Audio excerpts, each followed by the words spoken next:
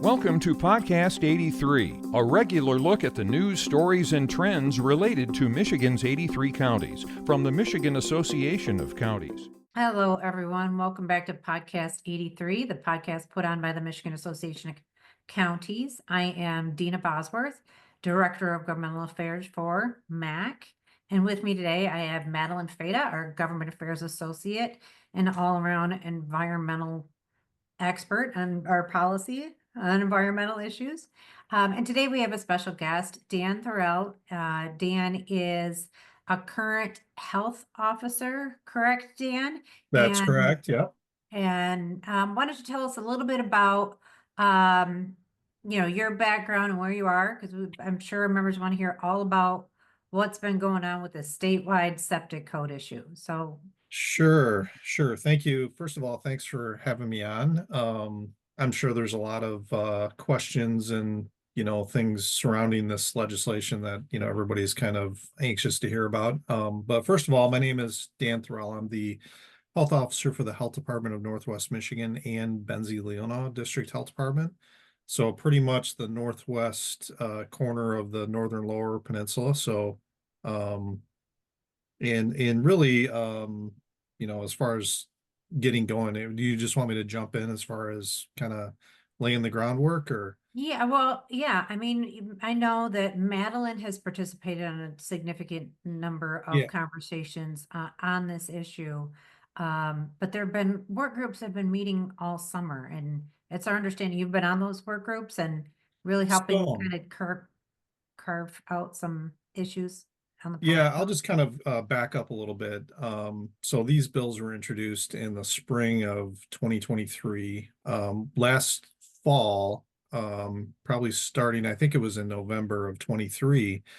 We were invited through our Michigan Association of Local Public Health. There was 2 health officers and 2 environmental health directors that kind of span the state, right, to give some representation throughout the state. We were invited to participate in a work group to talk about some of the issues that we had with the bills as presented.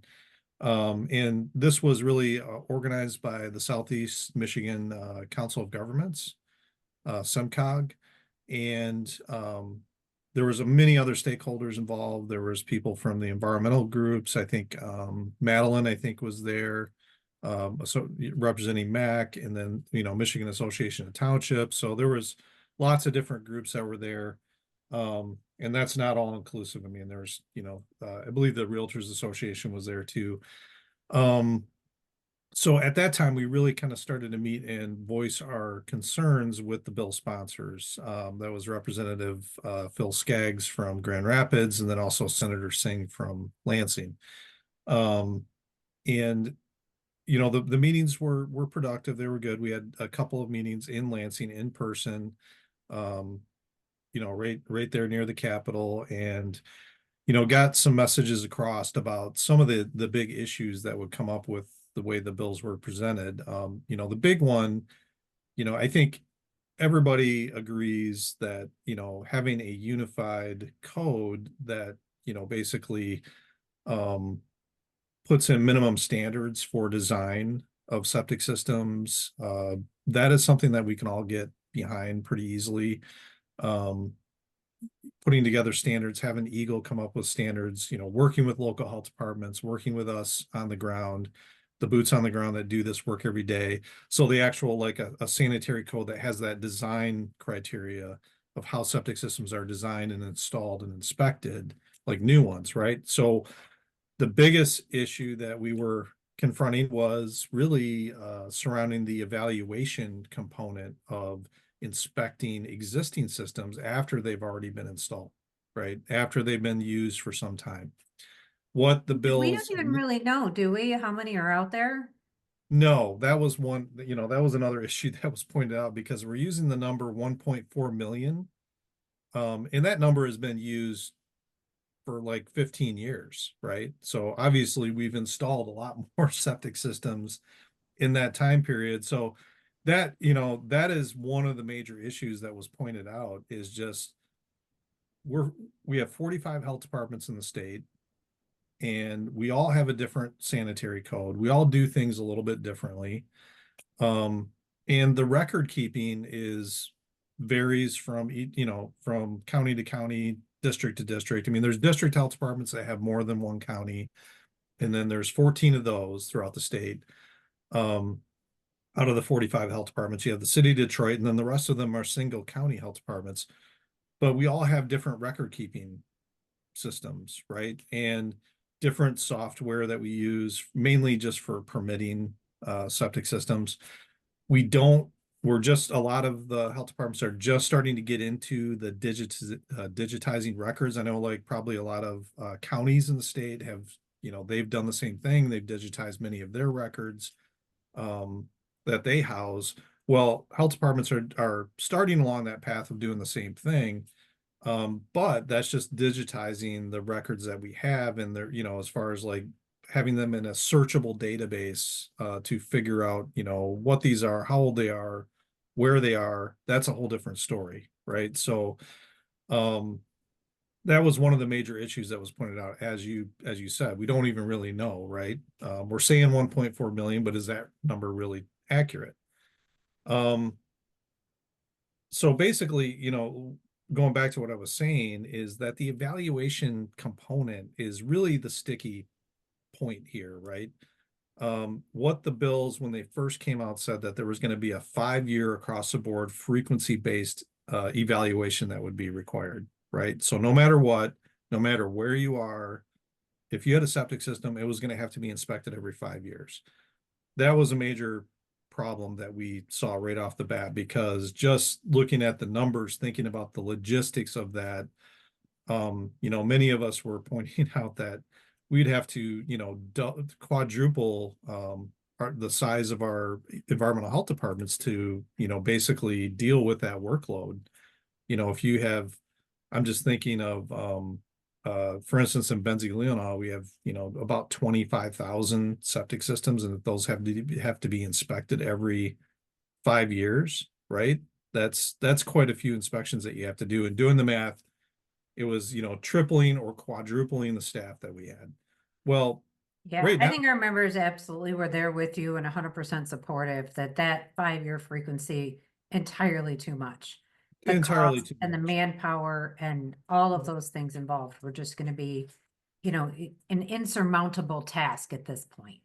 So, Right. I mean, we have problems right now, even like, when we have one opening, hiring somebody, right? And I know many other counties, counties have issues, filling positions and things of that nature. So if you can imagine every county in the state having to do the same thing for the same type of position, I mean, we would be in a real big pickle there. So some of the other things that were pointed out in right off the bat was a big one: workforce, infrastructure for handling septage, right? Because when septic tank gets pumped, and there were some components of the bills that require pumping, the infrastructure to handle septage has not been increasing.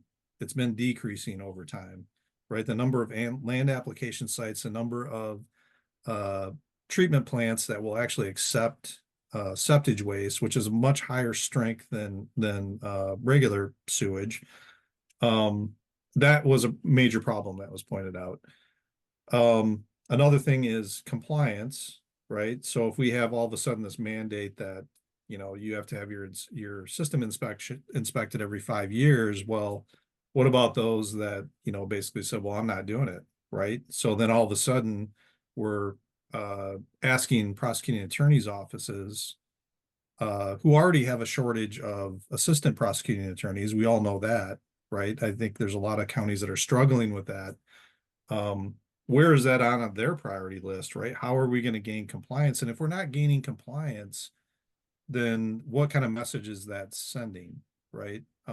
So that was a major thing that was pointed out. I will say, the bill sponsors, I mean, I'm happy to say that they took in a lot of that feedback that we gave them, and they have made changes. They have considered some of those things. And, Yeah. the bills have become a little bit after considering some of those factors, there's been a lot of changes over the number of versions that there is. I mean, I think back then in November of 2023, 2 or 3, and then ever since then it's been, I think we're up to version 8, draft 8 right now. Now I will say that, probably we were meeting with them as far as local public health goes, meeting with them up until like March, April, and then there was nothing, right? And there were several versions that came out between March, April, where we're on like draft 3 or 4 to now where it's draft 8. And that copy was shared with us. The bill sponsors we met with at the end of August, and they assured us that, there was just very minor wording changes and things of that nature that resulted in those, different drafts. Where we're at now. Yeah, I think that's we're pretty excited to hear what kind of progress has been made. Right. And really kind of, and I don't know if you can speak for Mel or not, as whether or not the changes that have been made, if that's workable enough for you, or if you think there's further work that needs to be done. Are they allocating funding? I mean, kind of where are we at this point? Right. And I've thought I put a lot of thought into this and looked over these bills, till my eyes went, crossways. But anyways, those are all great questions. I will say funding, and I should have said that before. That was one of the major issues that was pointed out, but funding is huge, right? Yes, we would be able to charge fees. Health departments would be able to charge fees. There is a component in the bills that would allow for private evaluators to do the work, but the health departments still have to oversee it. So, but that's great, but there's no funding, there's no mechanism that we're aware of with these bills to get things up and running, right? And the public health code says that programs like this have to be funded 50% from the state. Okay, there's a section of the public health code. It's cost sharing, right? 50-50 cost sharing. Nothing, about that in the bills. So that's a major problem. Where we are now from initially being the 5 years frequency inspection, what we wanted to see some of the feedback is, really what the low hanging fruit is. We shouldn't be worrying about a septic system and inspecting it every 5 years for somebody that's way far away from any surface water, up on a sandy hill, in a subdivision somewhere. Why are we treating everybody the same? We wanted a risk-based component in there, which they've included. Okay, and really what that means is something that's close to surface water. We felt that was important, and they have included that in the bill. So anything within 500 feet of surface water is something that would be a trigger for an evaluation. So it's really what the current language says in the most recent version. And the timing of this is critical too.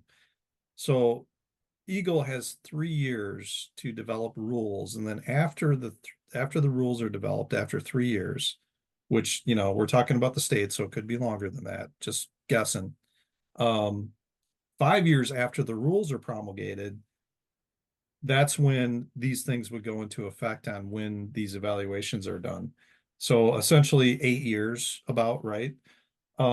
So the initial risk-based component is if a system is 20 years old or older and one or both of the following are true, then there's a risk-based evaluation. And one of those other criteria are that it's within 500 feet of surface water or within a high-risk erosion area, a critical dune, or in a 100-year floodplain.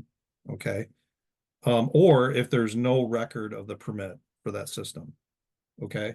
And then and this gets complicated. If there before a change of use or increase of use, so that would be like putting an addition on your house, or a point of sale for existing programs that have point of sale programs. Many of the counties, health departments, and a lot of townships in the state have existing point of sale programs. So those are allowed to stay for 10 years. Okay. And then they're supposed to be sunsetted according to the bill.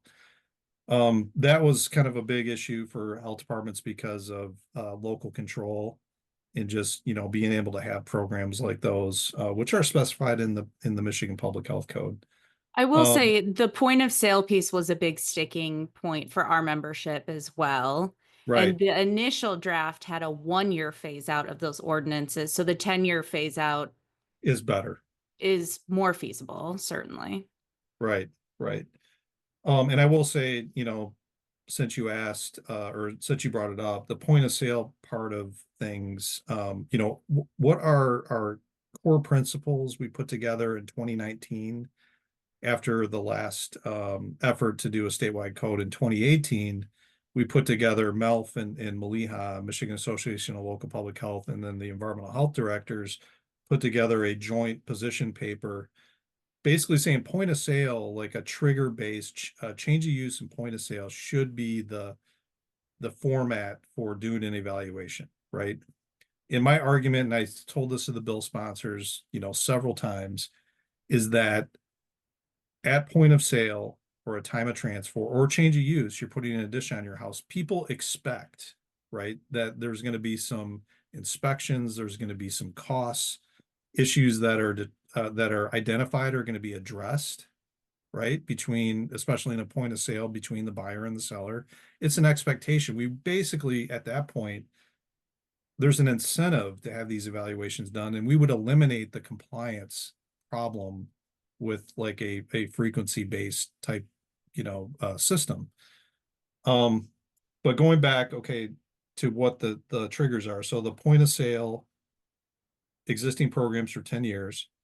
No later than 10 years after the rules are promulgated. If the system is 40 years old, no later than 15 years after the rules are promulgated. If the system is 30 years old, no later than 20 years after the rules are promulgated. If the system is 20 years old. So basically, we're catching up. We're catching up. So we're catching them at some point in We're time. catching them at We're some gonna point. get there, but it's gonna be it's gonna be a slower phase in than we were talking about before, which is gonna Oh, make it much more easy to comply with the act, correct? it would be a slower phase in. So that part is good. These are just those, what I was explaining to you are the initial inspections. And then after the initial inspection, then it goes to a once every 10 years. So there's still a frequency-based component, right? That's So good. Yeah. instead of every 5 years, it goes to every 10 years. Now, did they Um, talk about the cost to, the residents? I know that our, Northern Michigan commissioners and Upper Peninsula commissioners are very much concerned about the cost to the homeowner to have these inspections, to repair any damages, or if they have to replace the system. Have they talked about how they'll help people come into compliance? Well, there is a component in the bills that there's some financial assistance for those that have a failed system that's in there. There's some language about that. Nothing about how that's going to be funded or anything. As far as like the cost for the evaluation for homeowners, I mean, we were estimating that it would be, roughly $600, somewhere in there, plus or minus. Because doing the type of evaluation that is specified in the bills, there's quite a bit that has to be done. The septic tanks need to be exposed, the lids pulled. The evaluator needs to like look inside the tank. They have to drill or auger holes into the soil, auger into the drain field to look at the stone and evaluate whether there's biomatting that has formed and if there's any liquid in the stone, that type of thing. So, and there's even parts of it that have to do with plumbing, like verifying the plumbing from the house is going into the tank and things like that. So there's quite a bit that is involved. And one of the things that we're looking at, okay, like realistically, how many inspections could be done in a day, right? And that's going to vary, but on average, we were thinking, 2 to 3, right, at most.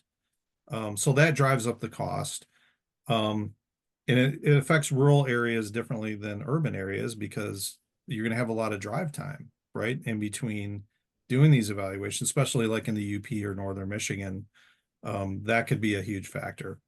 So, and that does not include, that's just the evaluation. That doesn't really include pumping the tank. So if the tank has to be pumped, not all of them have to be pumped, but if it's determined the tank needs to be pumped by the evaluator, then that's an additional $500, let's say on average. So this really could be quite costly for the homeowner when they have to do it to be in compliance. It could be. Okay. There is a piece in the most recent draft, and I don't recall if it was in earlier versions, but it allows the department to waive the fines for not coming into compliance if good cause was shown on the homeowner, or if it would pose significant financial stress on the homeowner. Yeah, I believe those are still, I'd have to look for sure, but I believe there is some language regarding that. Like if people are acting in good faith, right? They're trying to get, to get it addressed or trying to get it taken care of. Because there's a lot of factors, right? I mean, the cost, I've been doing this for a really long time, working for public health departments, and people are always like, when you run into that situation where their system fails, it almost always takes them completely off guard, right? Because it's not something that is front and center, right in front of you every day, like a roof, for instance. Like you look at your roof and you say, I'm gonna have to replace that, and you prepare yourself. When your septic system fails, like quickly, it's the cost and just dealing with it catches people off guard. So I think that's important to have some of those factors built in for sure, to give some people some leeway as long as they're working towards a solution, right? That's awesome. I are the interest groups that have been participating in these work groups, are they getting closer and closer to being okay with the policy? I mean, in your opinion, I'm sure you can't, speak for what their final position is gonna be, but I know that still the counties are not really there yet. Michigan Association of Counties, we're not ready Mhm. to support anything, support this at this time, but are you getting the sense that it's moving in the right direction? More people are getting more comfortable with it, or do you think we still have a long way to go? It feels to me like there's, I mean, there has been progress and, a lot of the suggestions, smaller technical type suggestions that were made. And I know that the bill sponsors are working with Eagle quite closely to get those things taken care of. And then we made some suggestions from local health. Those things, they're taking and they're making those changes. And I think it's dramatically improved since when the bills were first introduced. I would say that, so that part is positive. As far as the support goes, again, going back to the evaluation component, because as local public health, there's no greater champion advocate for clean water and protecting public health through addressing these type of issues. We just want something that is that we can implement, right? We want something that that we can implement. We would like to see at local public health to have that only trigger based type evaluation component where we don't even have a frequency part, but just because we feel that that's the most that we can implement that. We know how to do that. We have existing point of sale programs at health departments. It's something that we've done and we've done successfully. I think that's where the sticky point is. I think there is a lot of pushback from the realtors about doing that on a statewide basis.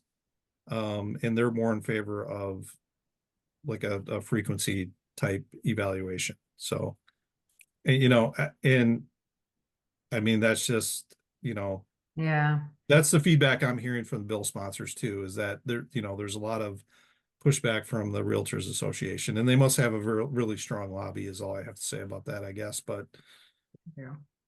right. All They right, well, have thank you very influence, much. for Thank sure. you. Madeline, do you have any more questions for Dan?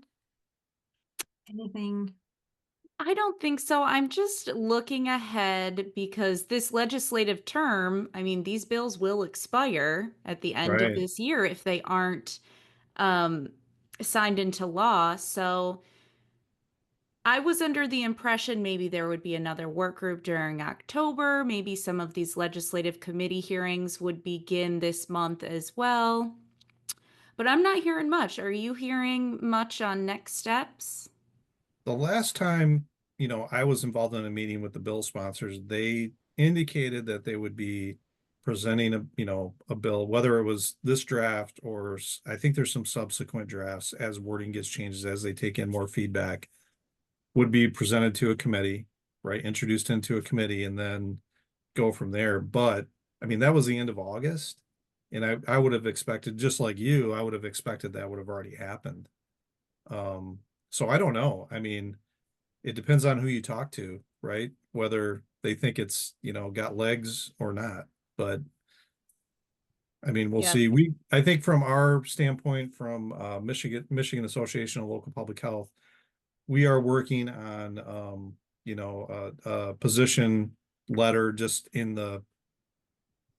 if that does go to committee, we want to be prepared, right? And I'm not sure, I mean, I can't say if what changes are being made or anything because we haven't seen them. If we're gonna, what that position is gonna be. All right. Well, thank you so much, Dan, for your time today and talking to us. I know that we're going to watch it very, very closely. Our membership is watching this very, very closely. And lame duck session is going to be a condensed time frame. I Yes, think we're I all think, going to have to react in a quick manner should this right. start to move. So, I think you're exactly right. And yeah, thanks for having me on. And I tend to be long-winded, so apologize for that. no, full of information, very helpful for us. We appreciate it. We appreciate your expertise and all the effort you put into working on these bills. So thank you. Thank you. Thank you. Thank you for listening to today's episode of Podcast 83.